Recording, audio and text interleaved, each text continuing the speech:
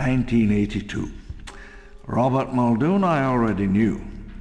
Dennis Nedry I found in Cambridge, and despite his idiosyncrasies, he was years ahead of his competition. Dennis fancied himself quite the hacker. He had his own locks for his doors. His office decorations were quite outside company regulations.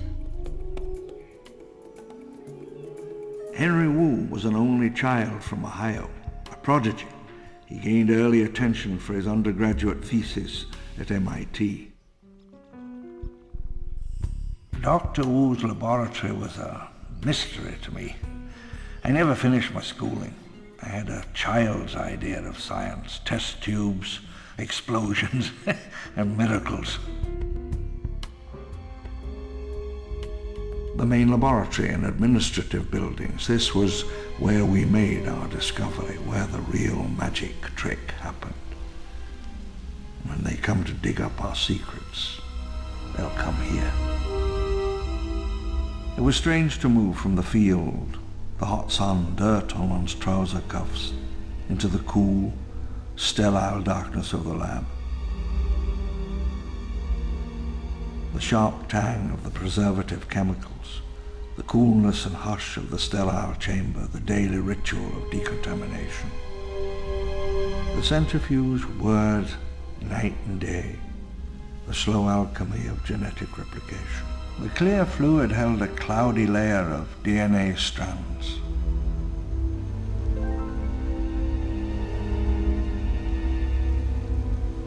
We worked long into the night, feeling at times as if the whole of the earth had fallen away outside, leaving only the darkness, the work, the endless questioning into the past. Keyboards rattled into the early morning. Ranks of green CRT screens displayed collated genetic data.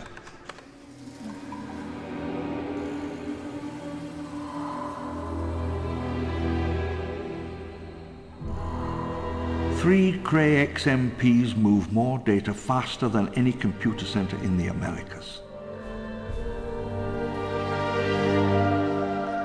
Site B was fully centralized and computer-controlled, the same design that became the Achilles heel of Jurassic Park.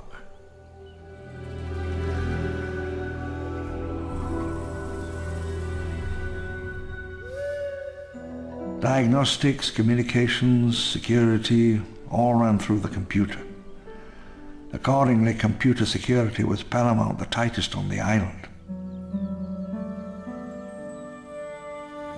2 German technicians were accused of conspiring to walk out with crucial research materials. They planned to breach the main computer vault and remove some of the data stored there. No proof was ever found. It was in the last days of genetic recovery, and at this point, nothing was certain. Was the DNA there? Could we bring it back? Up the well? In a quiet, locked room, the extinction of species, the history of life on Earth, is being methodically reversed. It was 3 a.m. The room was strewn with soda cans, and for the 100th time, we ran the extraction sequence. As Nedry typed, the world seemed to hold its breath, and for a moment we stood at the turning point between 2 great planetary eras, the million-year reign of man and the age of the dinosaurs.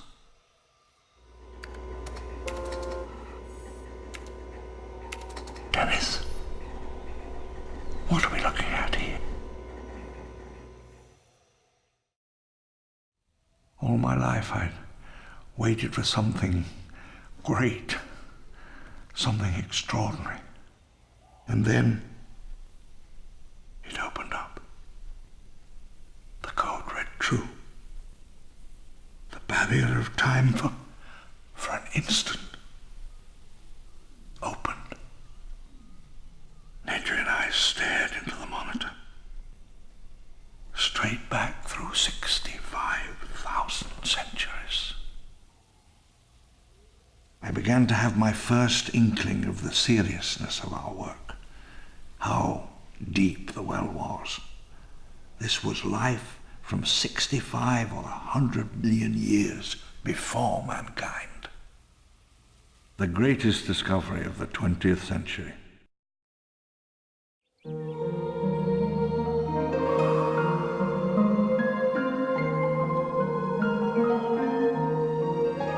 Building the town was hard. Costa Rican contractors were competent people, but they had to be transported, fed, housed, and afterwards bound to silence.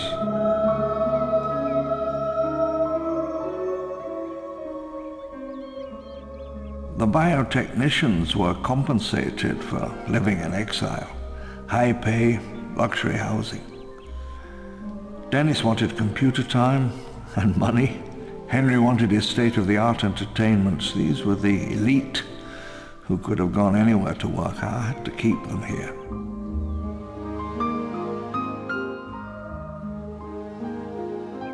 Left to itself, the facility reverts to minimal power, chiefly battery-powered security systems. It can sustain itself almost indefinitely.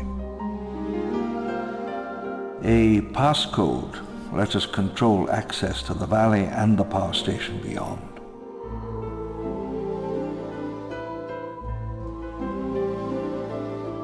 In 11 months, Site B became the most powerful genetics facility in the world.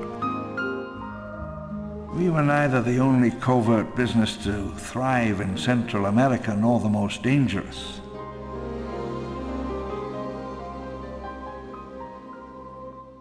By 1983, we held 13 new patents. November 1983, test fertilization of an artificial ovum. My hand shook as I held the tiny eye dropper. 1 drop, 2 drops. There. The genie was out of the bottle.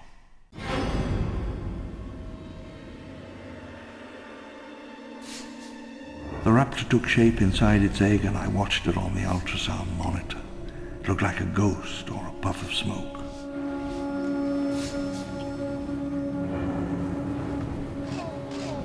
Not all the original species survived. In the end, only a few adjusted to the new world. These became dominant.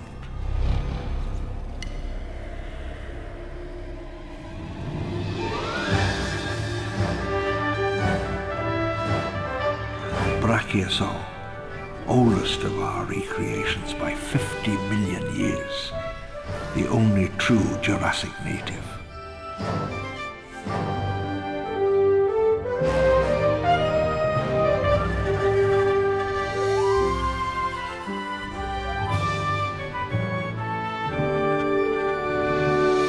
One of the largest creatures ever to live. The Brachiosaur moved like planets among the smaller species.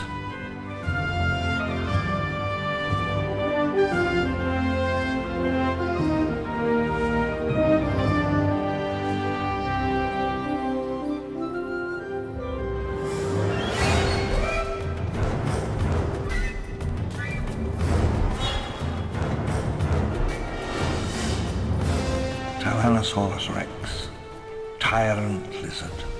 They reigned for 25 million years. We grew 7 of them, the 7 rulers of the island.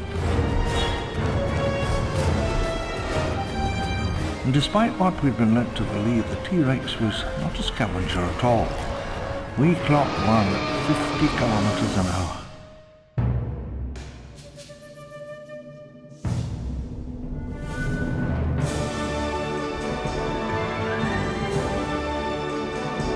Triceratops, with the Tyrannosaur, one of the last dinosaurs to live naturally on our planet.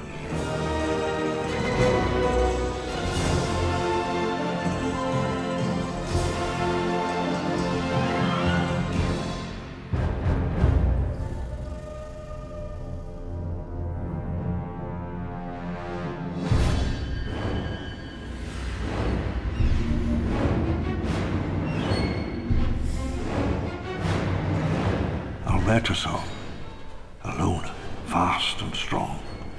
eking out a living between the 7 tyrannosaurs and the 3 raptor tribes. The Albertosaurs took to the open fields like lions to the Serengeti.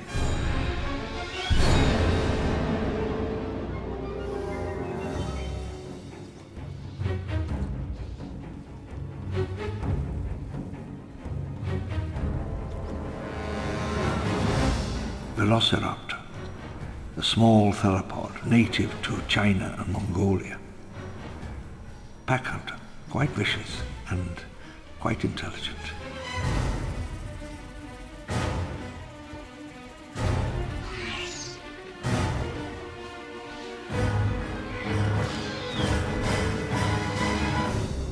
We released the first raptor on April 22nd, 1985.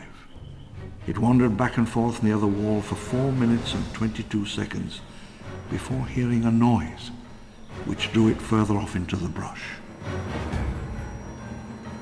The raptor padded in towards sundown. It drank nervously, careful of the dangers of the Jurassic waterhole. The raptor preened itself, utterly confident of its right to be there, absolutely no consciousness that it was not the sovereign ruler of this earth.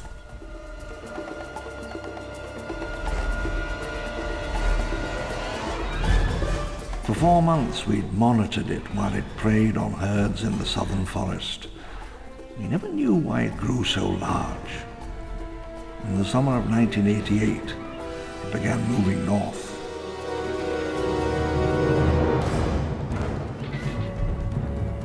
In the jungle, the forest, and the mountain, 3 raptor tribes staked out territory.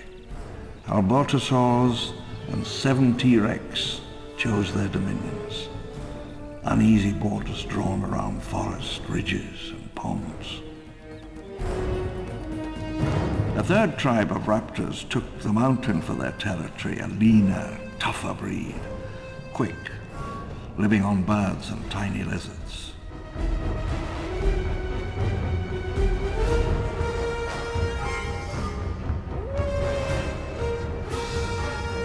We tagged the most dangerous animals with radio collars that transmitted a warning signal, and workmen carried little boxes that played a tone when a tagged animal came near, at which point they would panic and flee in terror.